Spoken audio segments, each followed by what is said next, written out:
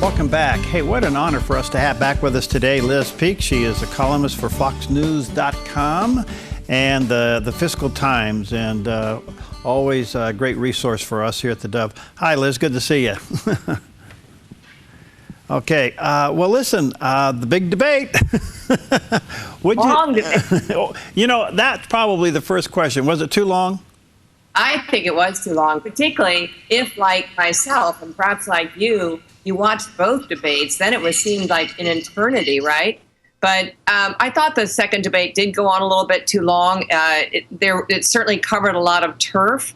But at the end, I thought even the candidates began to flag a little bit. And who can blame them? I mean, 3 hours of intense scrutiny, standing on their feet, 20 inches away from each other. I don't think people realized how crowded that stage was. It was pretty intense. About it.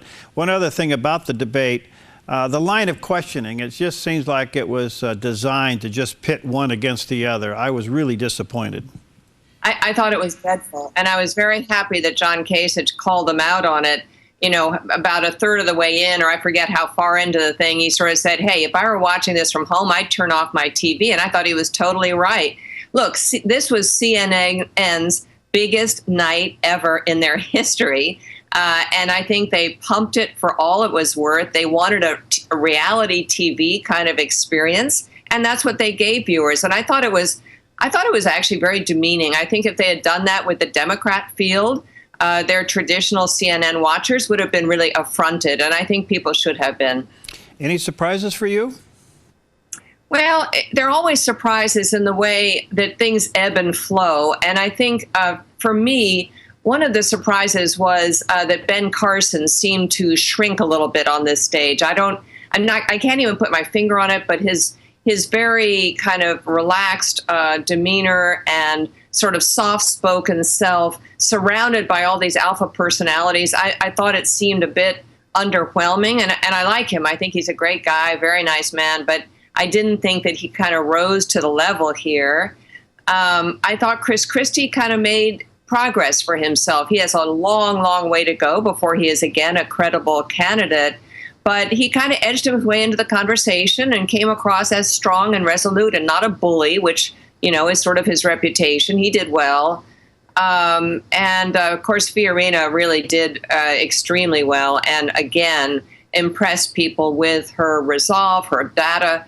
I mean, she was very factual, rattling off how many brigades we need, how many ships, et cetera. I don't think anyone else on that stage really had that available to them. But you know, I could be wrong. I don't know. She obviously did her homework and presented herself extremely well. With all due respect for Donald and his popularity and everything, substantively, I thought he was very weak.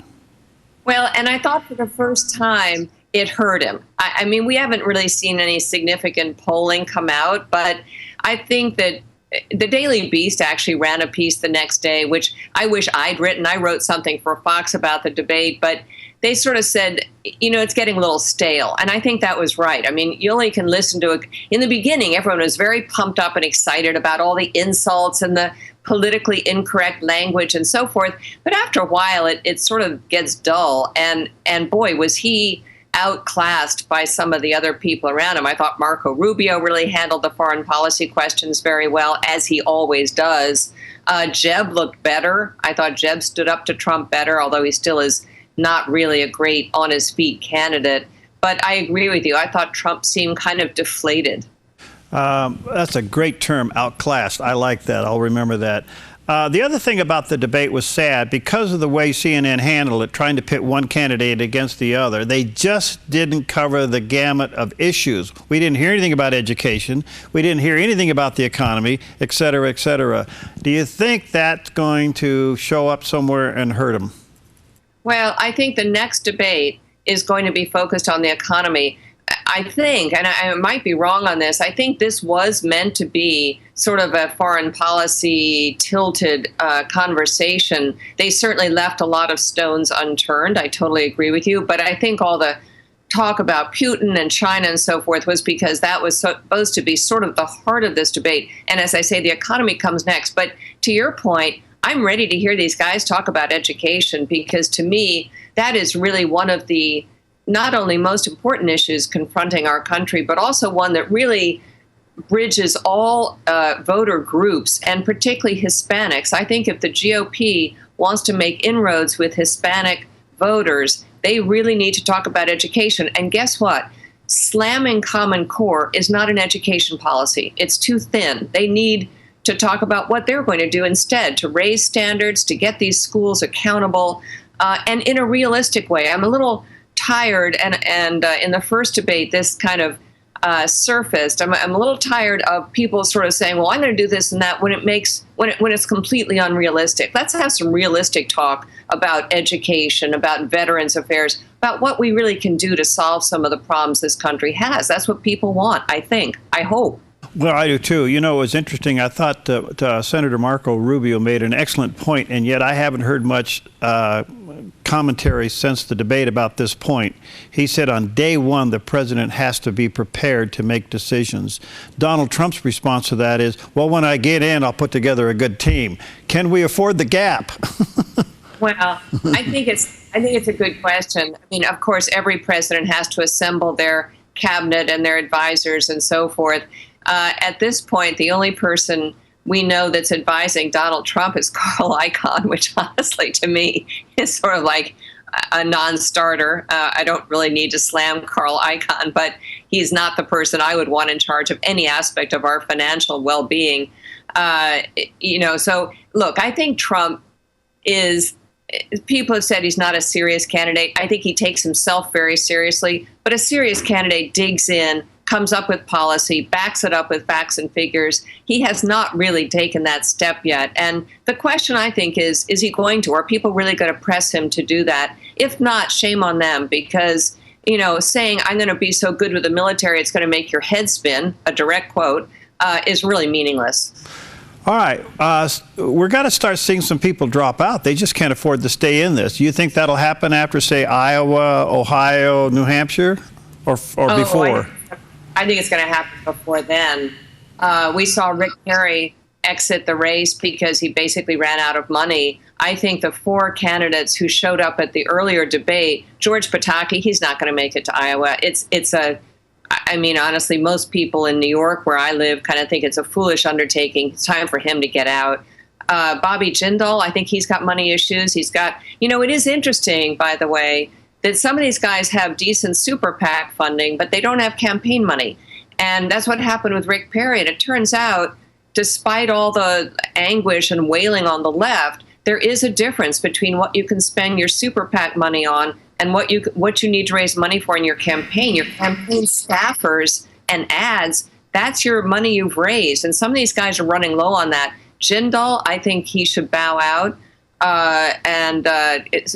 Lindsey Graham, bless his heart, I think he's totally right on a lot of the military problems we have, and the need to really confront ISIS and to become more actively engaged in Syria. But I don't think his message is going to sell. He is really dogmatic about sending troops into the Middle East, and I don't think most Americans, I think, are not ready to make that commitment yet. So I think he'll leave too.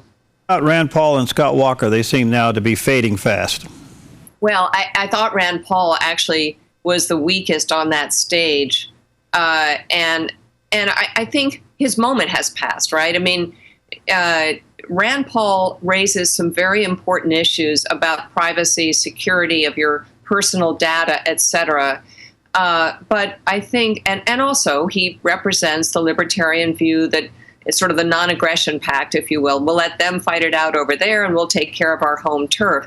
Unfortunately, when ISIS is beheading Americans, when our troops and advisory units are being clobbered by contestants in the Middle East and so forth, when radical Islam is a serious and mounting problem, I don't think his message sells. And by the way, I've met Rand Paul. He's a nice fellow, but he has very little presence. He's not a great candidate. And I think in this forum where you have 11 sort of big time personalities up there, I think he really fades. And yeah, I think he won't make it. Scott Walker, completely different issue. I don't know what's happened with Scott Walker. Here's a guy who has, by his own account, and really has confronted these very aggressive teachers unions and other facets of organized labor, stood his ground, been really a strong leader in his state. And yet he really, on the national stage, hasn't made much impact. And on the debate stage, kind of wilted under pressure. Anytime Chris Christie or Jeb Bush or or Fiorina was talking and was told their time was up, they finished what they were saying. Scott Walker shut down like a clam. And I just think it's kind of interesting, isn't it, that he doesn't have the fuerza to kind of, bring it on. And I don't know why. He's probably the greatest mystery of this campaign so far. Interesting. Well, Liz, I know you're busy. Thank you for your time. We value it greatly. Let's stay in touch. We've got a few more to go through. The next one will be the Democratic one. Can you imagine CNN doing a Democratic debate at the Reagan Library? What's wrong with this picture? I think what's going to be interesting is how completely dull and dishwater the Democrat debates are going to be. There are not going to be many of them, but at this point, there's almost nobody to debate. Interesting. Thank you, Liz. Have a great day. Okay. Thank you so much. You bet. Okay, we'll be right back.